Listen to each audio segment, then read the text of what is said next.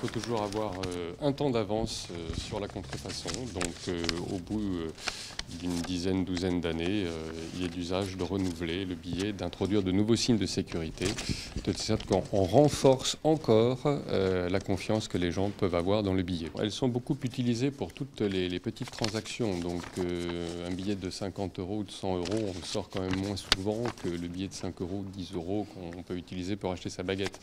Donc ils sont beaucoup plus fréquemment manipulés, donc ils ont un risque de s'user beaucoup plus vite. Et avec ce vernis qui les rend un tout petit peu plus épais, il y a une protection, notamment aussi contre la salissure. Et donc ils sont supposés durer plus longtemps. Il y a le nouveau filigrane qui est la tête de cette princesse Europe.